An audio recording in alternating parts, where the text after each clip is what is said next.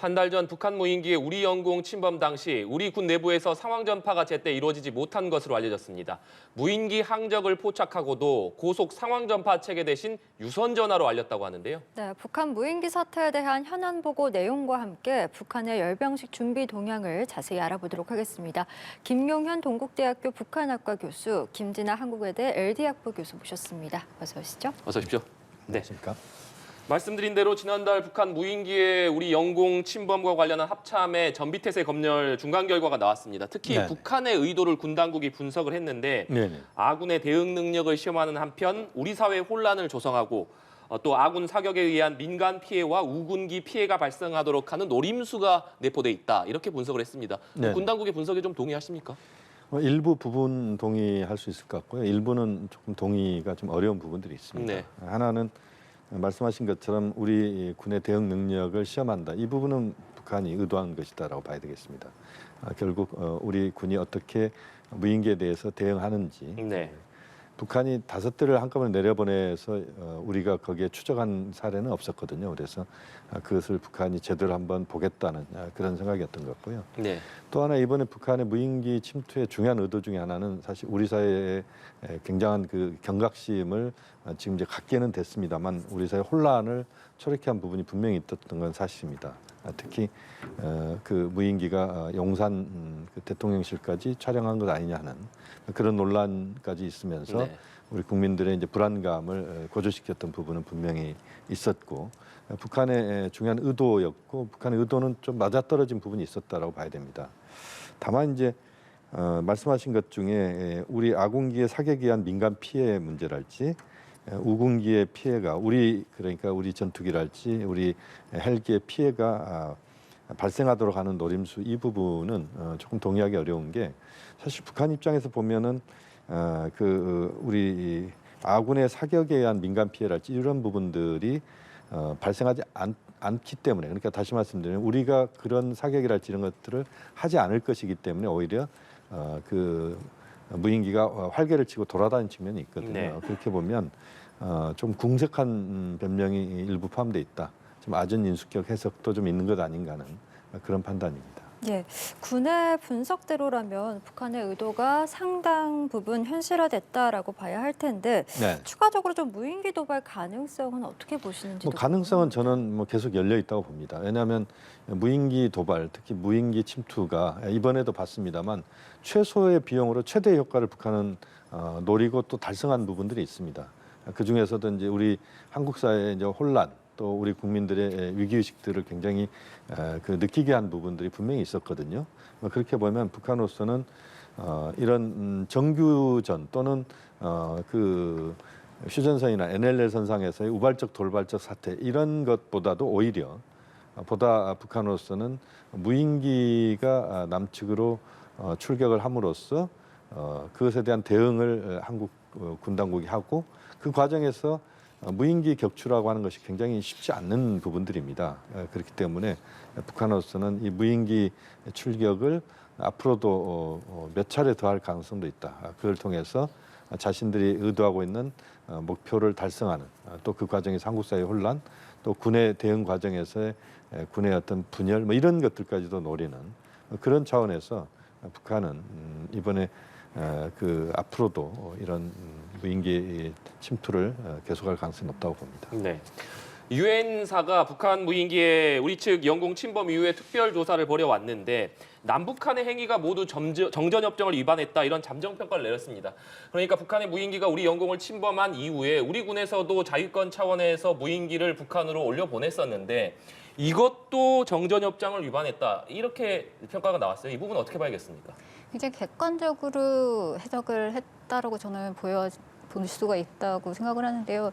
정전협정이 그럼 뭐라고 되어 있느냐. 서문에서는 양측이 적대 행위를 중단해야 된다. 군에 의한 군사 행동을 중단해야 된다라고 되어 있어요. 네. 군사 행동에 이제 해당이 된다라고 판단을 했기 때문에 위반이다라고 얘기를 한 것이고 과거에 그럼 유사한 사례를 위반이라고 했느냐? 예, 맞습니다. 2016년, 2017년에 무인기 사건이 또 있었을 때 한국이 경고 사격을 했죠. 그때도 양측이 위반을 했다라고 분명히 얘기를 했었던 것이고요. 그런데 그러면은 국방부는 자위권이라고 얘기를 하면서 유엔 헌장에 의한 자위권이다라고 얘기를 했는데 있는데 그 부분에 대해서는 좀 논란의 여지가 있을 것 같아요. 해석이 다를 수도 있다라는 얘기인데요. 왜냐하면은 무력 사용이 정당화되려면 유엔 헌장에 그대로 맞아야 되는데 유엔 헌장 제 51조에 하자면은 유엔 회원국에 의한 무력을 동원한 공격이 있을 때는 자위권 차원에서 무력을 행사할 수 있다라고 되어 있습니다. 근데 무력을 동원한 그런 공격이 있었느냐?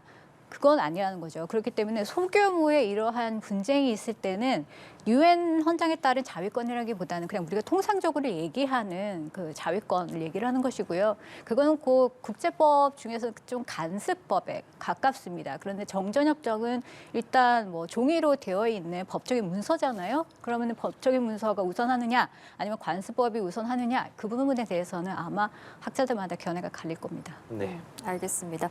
북한의 열병식 준비 동향도 좀 살펴보겠습니다. 다음 달 8일에 북한이 건군절 75주년을 맞습니다. 정주년인 만큼 올해 좀 대규모 열병식을 여는 게 아니냐라는 관측들이 나오는데 실제로 좀 열병식 개최 가능성 어떻게 보시는지도 궁금하고 열린다면 규모는 좀 어느 정도 될까요? 열병식 가능성은 상당히 높다고 봐야 될 것 같습니다. 지금 이제 미림 비행장이라고 평양 동쪽에 있는 비행장인데요. 평양 주변에 이제 비행장이 크게 보면 두 개 있습니다. 하나는 순환 비행장이 있고 네. 그것은 이제 민항기가 뜨고 내리는 비행장이고요. 미림 비행장은 군용기가 뜨고 내리는 비행장입니다. 우리 서울로 치면 김포공항이 있고 인천공항이 있지만 서울공항이 이제 군용공항이 있지 않습니까? 이제 그런 비슷한 공항인데 거기에서 역대로 보면 열병식 전에 늘 그 훈련을 연습을 미림 비행장에서 합니다. 그런데 이번에도 보니까 우리가 미국 당국도 그렇고 지금 이제 위성을 통해서 보니까 한 3만 명 정도의 군인들이 운집해 있는 것이 확인이 되고 있고 그다음에 2.8이라고 하는 숫자도 지금 위성에서 확인이 되고 있다고 그럽니다. 그러니까 2월 8일이 군 창건 75돌이기 때문에 그래서 아마 2월 8일 날 북한의 열병식은 거의 현재로서는 좀 기정사실화되는 것 아니냐 이렇게 볼 수도 있을 것 같고요. 2월 8일 날 만약에 기상 상태가 아주 좋지 않다면 2월 16일이 또 김정일 위원장의 생일, 그러니까 우리가 흔히 광명성절이라고 하는 생일입니다. 그러니까 2월 8일 가능성이 높고 여의치 않으면 2월 16일 가능성이 현재로서는 꽤 높다고 봐야 되겠습니다. 네. 2월 8일에 북한이 대규모 열병식을 개최할 가능성이 높다 이런 말씀이신데 과거에 북한의 미사일 발사를 보면 열병식에서 모형을 공개한 뒤에 시험 발사를 하는 패턴을 보이곤 했습니다. 이번에는 화성 17형과 유사한 사이즈의 모형이 가림막에 가려져 있는 것이 포착되기도 한 상황이기 때문에 북한이 고체 연료 개발을 공언했던 화성 17형 시험 발사에 나서거나 혹은 4월 초에 발사를 예고했던 군사정찰 위성 발사에 나설 가능성도 좀 제기되고 있는데 이 부분은 어떻게 전망을 하십니까? 일단 정찰 위성과 관련해서는 가능성이 있다라고 봐요. 왜냐하면 2021년 제8차 당대회 때 주요 군사 분야 과업 중에 하나로 내세웠던 것이 사실 정찰 위성의 개발이었었거든요. 그래서 계속 주력 사업으로 밀고 있었다라는 게 분명히 우리가 알고 있는 바이고요. 그리고 지금 남북이 사실은 군비 경쟁을 많이 하고 있으면서 서로 부족한 부분을 좀 메우려고 경쟁을 하고 있는 그런 상황이거든요. 그러면은 비대칭적인 요소들이 무엇이냐? 북한은 그걸 좀 굉장히 고심을 해야 되는데 북한이 가장 좀 열세 있는 분야 중에 하나가 사실은 ISR. 정보 감시 정찰 그 부분에 있어서 굉장히 전력이 한미 연합에 비해서 떨어집니다. 그렇기 때문에 이 부분을 계속 보강을 해야 된다라는 측면이 있어서 아무래도 군사적인 뭐 작전이나 이런 것들을 효율적이고 좀 신뢰성 있게 하려면은 군사적 정찰 위성을 가지고 있는 것이 중요하고 이런 부분들을 계속 보여줘야지 되는 그런 과제를 안고 있기는 해요. 그렇기 때문에 가능성이 있다고 생각을 하고 그리고 ICBM 같은 경우에는 아까 말씀하셨던 고체 연료를 탑재한 신형 ICBM 이것은 굉장히 중요한 변화라고 할 수가 있습니다. 왜냐하면 액체 연료를 주입하는 ICBM은 그 준비 과정이 길고 노출이 심해요. 그리고 그렇게 되면은 오랜 기간 동안에 주목을 할 수가 있고 대응할 수 있는 시간을 한미가 벌 수가 있단 말이죠. 근데 고체 같은 경우에는 쉽게 숨기고 그리고 만약에 이동형에 탑재를 한다면은 빨리 다른 곳에서 이동을 할 수가 있기 때문에 굉장히 순식간에 쏘아올 수 있는 그런 부분들이 있어서 한미를 좀 놀라게 할 수 있는 그런 여러 가지 이제 전략적인 의미를 가지고 있습니다. 그렇기 때문에 아마 이 부분 부분에 있어서 북한은 주목을 할 수밖에 없을 것이고 좀 과시적으로 보여주려고 할 가능성은 분명히 있겠죠. 네. 네. 북한이 이렇게 5대 전략 무기 개발을 공언한 상태이기도 하고 늘상 본다면 열병식에서 새로운 무기들을 많이 공개해 오지 않았습니까? 그렇기 네네. 때문에 이번 열병식에서도 새로운 무기가 과연 공개될 것이냐 이런 부분에 관심이 쏠리는 것 같아요. 물론 그렇습니다. 이제 그런데 북한이 그러면 이제 더 이상 보여줄 게 뭐가 있을까라고 하는 건데요. 우선 이제 화성 17형이 지난번 등장했을 때 국제사회는 깜짝 놀랐습니다. 왜냐하면 그때 보면 이제 차량 한쪽 축이 이제 11개 바퀴가 있고 또 다른 쪽에 11개 바퀴가 있으니까 22개의 바퀴가 있었고요. 네. 길이도 그렇고 이제 그 규모에 이제 다들 놀랐는데 그러면 이제 그것을 넘어설 만한 또 다른 미사일이랄지 이런 것들이 이번에 등장하느냐 여부인데 현재로서는 화성 17형을 넘어서는 미사일이 등장할 가능성은 그렇게 높지는 않을 것 같고요. 이번 아마 75돌 건군절 75돌 행사에서는 그런 새로운 신형 무기는 그렇게 크게 주목받지 못할 가능성이 있다. 왜냐하면 네. 보여줄 거 웬만한 거 다 보여줬기 때문에. 다만 이제 보면 이제 48년 2월 8일 날 창군식 때 보면 최용건 당시에 이제 군 최고 책임자가 열병할 때 보면 그 말을 타고 열병식을 합니다. 네. 그때 이제 당시에는 이제 그 트럭이랄지 이런 것보다는 말이 중요한 수단이었기 때문에 그래서 아마 좀 이벤트 중심으로 할 가능성이 좀 높지 않느냐. 그래서 그동안 북한이 가져왔던 보여줬던 미사일 체계를 그대로 보여주고 아까 김진아 교수 말씀하신 것처럼 이제 고체가 이제 연료가 되는 예를 들면 미사일을 17형을 보여준달지 뭐 이런 정도의 좀 변형된 형태는 가능성이 있을 것 같고요. 또 새로운 아주 특별한 형태의 무기 체계가 이번에 나올 가능성은 저는 그렇게 높지는 않다. 다만 이제 북한이 계속 지금 외부에 열병식을 통해서 북한이 군사적으로 굉장히 진화하고 있다. 이것을 보여주려고 하는 그런 것도 분명히 열병식에 포함되어 있잖아요. 네. 그렇게 보면 조금 더 새로운 무기 체계가 나올 가능성도 뭐 배제는 할 수 없다고 봅니다. 알겠습니다. 최근 북한 매체들이 연일 방역을 좀 강조하고 있는 모습을 보이고 있습니다. 아무래도 지난해 열병식 이후에 코로나19가 좀 확산했던 경험 때문이 아니냐라는 추측과 해석들이 이어지고 있는데 좀 어떻게 보시는지도 궁금하네요. 네, 그렇죠. 북한이 코로나 관련해 가지고 인정을 하지 않다가 지난 5월에 인정을 했었던 건 바로 그 전에 4월 25일 날 연변식이 있었고 그때 확산이 된 것이 아니냐라고 다들 추정을 하기 때문에 이번에도 조심해야 되는 그런 상황인 것은 분명히 맞을 것 같고요. 그리고 열병식을 사실 준비를 해온 거 오래됐어요. 12월 5일부터 임시 건물들이 보였고 그리고 6일부터 트럭들이 등장을 하면서 9일부터 퍼레이드 준비를 시작을 했거든요. 그때 등장한 트럭들이 700여 대 정도 되는데 그 숫자를 병력들 많이 실었을 거 아니에요. 숫자를 추정해보면 수천만 명이 되어 벌써 그 많은 사람들이 일단 그 자리에 모여서 계속 연습을 하고 그리고 당일에는 또 군중들이 모일 거기 때문에 이런 부분들에 대해서 계속 신경을 써야 되는 것이고 그리고 여전히 비상 방역 대책 이것은 국가 1순위다, 사업 1순위다라고 얘기를 하고 있기 때문에 이 부분은 신경 쓰지 않을 수가 없을 겁니다. 네. 북한이 주신 대로 지난해 열병식 이후에 코로나19가 확산되긴 했습니다만 이후에 코로나19 종식을 선언을 했습니다. 그런데 최근 북한 주민들에게 닷새 동안 봉쇄령을 내렸다고 하고 또 북한에 주재하고 있는 외교 공간들에는 외출 자제를 좀 요청했다고 합니다. 평양에 코로나19가 다시 확산하는 게 아니냐 이런 생각이 좀 드는데 교수님께서는 어떻게 보십니까? 물론 이제 이것은 이제 북한 당국의 공식 발표는 아닙니다. 일부 외신의 이제 보도가 나오고 있는 거죠. 네. 이제 평양 소식통에 따르면 뭐 이런 식으로 나오고 있어서 확인을 정확하게 해볼 필요가 있는 부분입니다만. 그러나 어쨌든 북한으로서 이제 지금 겨울에 보통 코로나19가 확산 속도가 빠르지 않습니까? 그래서 이번 겨울을 굉장히 북한이 걱정하고 있다. 이건 분명한 것 같습니다. 특히 이제 앞으로 그 열병식도 있을 수밖에 없고 또 대규모 군중들이 모이는 집회가 열병식과 함께 이루어집니다. 그렇기 때문에 거기에 대한 부담도 있는 것 같고요. 전체적으로 또 코로나19에 대한 북한의 어떤 방역 체계랄지 보건의료 체계가 아주 취약하기 때문에 일단은 우선은 예비 차원에서 코로나19가 확산될 수도 있겠다라고 하는 그런 걱정 속에서 우선은 좀 더 사전에 그런 코로나19에 대한 대비 차원에서 예를 들어서 그 평양 주민들 또는 네. 외부에서 들어오는 주민들의 단속을 하는 그런 모양새일 가능성이 있다. 중국에서도 이제 그런 식으로 많이 접근했지만 북한도 철저하게 격리하는 것이 그 코로나19에 대한 대응의 가장 초보적이면서도 가장 확실한 방법이라고 북한은 보고 있거든요. 그래서 아마 그런 일환으로 지금의 조치들이 이루어지고 있을 가능성은 저는 충분히 있다고 봅니다. 네.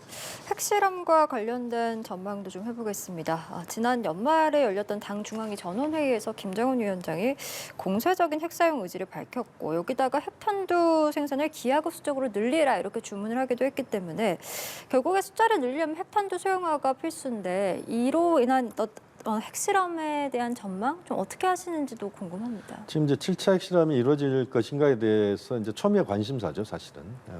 지금까지 6차례 핵실험이 있었는데 이제까지 핵실험은 다 대형 그러니까 폭발력이 아주 강한 전략핵 수준이었다 이렇게 보시면 될 것 같습니다.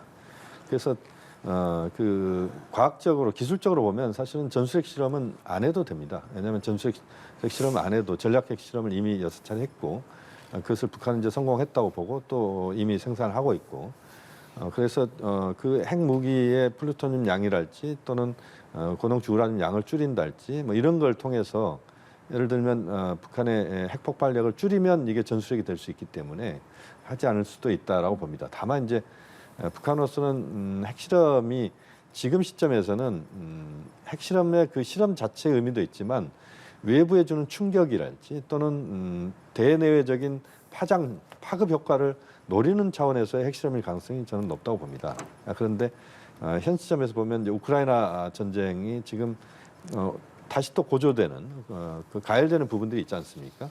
이런 과정에서 국제사회의 관심이 평양으로 올 것이냐, 그 핵실험 장소로 올 것이냐 하는 부분들인데 하루 이틀은 올 가능성이 있지만 그것이 지속될 가능성은 현재는 그렇게 높지는 않습니다.